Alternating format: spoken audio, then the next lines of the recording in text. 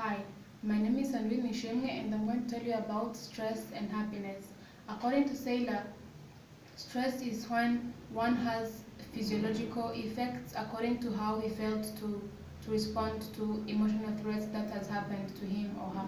Stress has several effects, therefore, such as diseases. When one does not handle stress effectively, he can have cancer, he can have heart attack, and all this can lead to death. In addition to that, stress causes our wounds to heal very slowly, and in that process of healing slowly, one can attract infection, and in terms of infection, one cannot perform well at the job. And lastly, stress can ruin the relationship one has with the co-workers, because when one is stressed, they can quarrel, they can be furious at people with no reason, and this can ruin the relationship at work. Personally, I've come up with personal experience I've had with stress.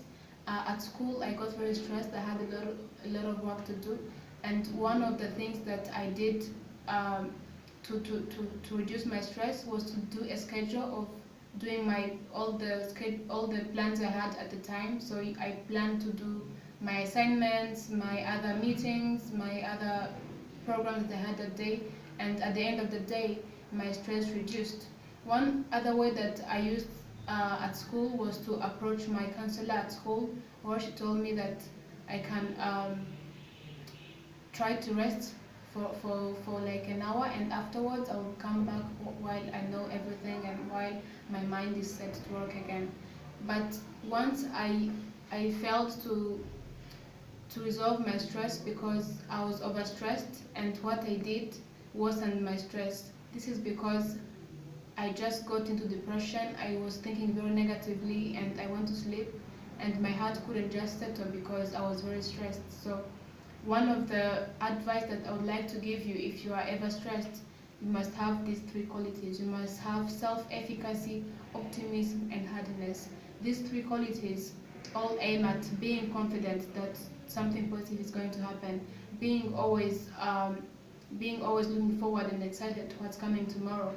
You must always be optimistic on everything that you're doing. Believe that what you're doing is going to be positive and that the outcome is always good than it is now.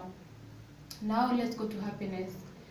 When we watched two videos about happiness, Berman said that happiness depends on your reaction. How do you react to the past? How do you react to the present? And how do you take the future? And he basically said that in order for you to be happy, you should accept the past. If it's positive or negative, just accept it. And you should also live the present. Live it. Let your brain be in it. Let the whole of you be in the present. Enjoy the moment that you have right now. And lastly, he said that you should always be excited about the future. Look for something to be excited in the next day. Maybe about the food you'll be eating tomorrow, the friends you'll be getting tomorrow. Always be excited about the future. We've had also another talk about happiness from Sonja, and she included scientific claims. And what she claimed is that happiness depends on how kind someone is.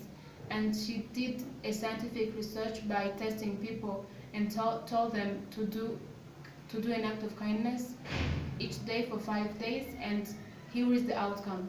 When she did that, she noticed that the people who practiced happiness were happier, who practiced kindness, were very happy in the end than those who practiced kindness. Therefore, when you compare these two studies, we notice that Sonja used more scientific claim than Berman, and she's the one who is very strong by convincing people that when you do kindness, when you do an act of kindness, you get happy, and it's very true. You can verify it.